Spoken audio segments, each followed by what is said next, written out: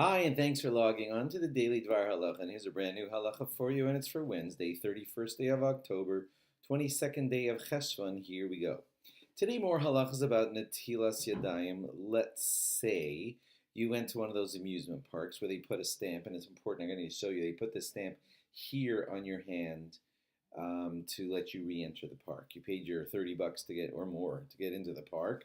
They stamped your hand right here with an ink stamp, and now you go out, let's say, to somewhere to wash, to have your bread and your sandwich, and the problem is that your hands are supposed to be perfectly clean when you're doing Netilas Yadayim, and there's that stamp on your hand.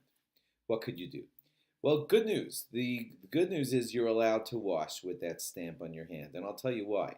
The Shulchan Aruch says that dry ink, like crusty stick-on ink from an old-fashioned signet ring, that would be a chatzitza. That would block the water from getting onto your whole hand. But the beautiful thin inks that we have today put a stamp on your hand, and you, even as you pass your finger over it, you can't even feel it. So it's not really so tangible, and therefore it's not really blocking the water from getting onto your hand, and you could wash your hand with that on it. Also, officially speaking, when you wash your hands, you only have to wash them till here. We, of course, do better, and we try to wash our hands all the way till our wrist. But officially, you can get it done like we do on Tisha B'Av or Yom Kippur. You can wash just till your knuckles. So the stamp is past your knuckles, and therefore, technically, your washing works. Just it's not like the perfectest wash, because when it goes over this part of the hand, there's a little piece of ink. So that's the second reason why the washing could work in such a situation. Okay, but now we move on to nail polish. If the water really has to get all over your whole hand, when you have nail polish, my gosh, that is blocking the water from getting onto your nails, which are part of your hand. So good news again, that's not a problem because it's considered like a part of your body. Nail polish goes on so good, so well, so strong. It adheres so beautifully to your nails that it's considered like it's sort of kind of, I can't say permanent, because it's not staying there forever, but it's solidly on when it's on, and therefore it's not considered a block to the water getting onto your whole hand. So you could do Netilas Yadayim with nail polish on your hands. That's good news, right?